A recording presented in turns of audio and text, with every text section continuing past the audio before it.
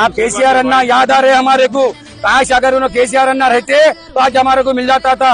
केसीआर अन्ना नहीं रहने की वजह से हमारे को नहीं मिल रहा। आप रह के अन्ना मैं याद बता रहा हूँ, केसीआर अन्ना हमेशा आप हमारा गरीबों का साथ दे रहे थे। మా కేసీఆర్ అన్న ఉన్నప్పుడు మాకేమనలే, నాకు మీటర్ ఇప్పించిండు, కరెంట్ ఇప్పించిరు, నాకు గ్రూప్ లో లోన్ వచ్చింది, అమ్మ నువ్వు డబ్బా వేసుకో అన్నారు.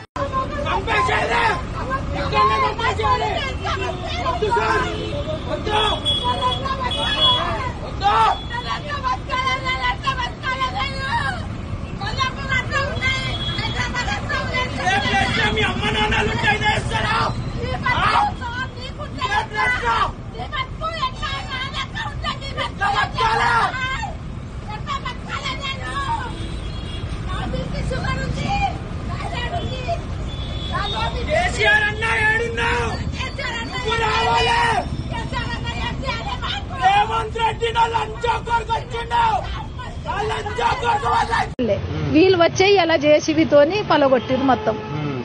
ఇప్పుడు లోన్ 70,000 లోన్ పెట్టుకుని డబ్బా వేసుకున్నా. మహిళా సంఘంలో 70,000 లోన్ వస్తే అవి లోన్ తోని నేను డబ్బా లోన్ పైసలే.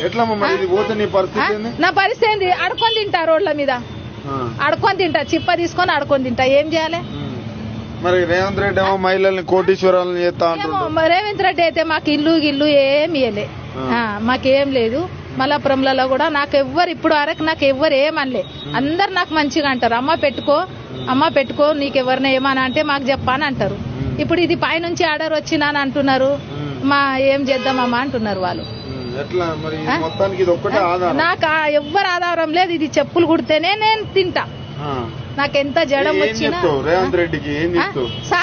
సార్ ఏం చేస్తాడో మా బతుకు చూపియాలి కదా. మళ్ళా ఈ డబ్బాలు తీయకుండా చెయ్యాలి కదా, ఉపాయం చేయాలి కదా. మా డబ్బా తీయొద్దు, రోడ్ల మీద పనులు గాని ఎవరైనా గాని ఏమైనా అయినా గాని ఎట్లా బతుకుతారని ఆలోచన ఉండాలి కదా. ఎందుకు తీయొద్దని చెప్పాలి కదా.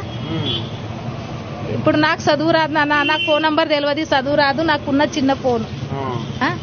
మొత్తము నేను వచ్చి 25 ఏళ్ళే మల్లాపురానికి.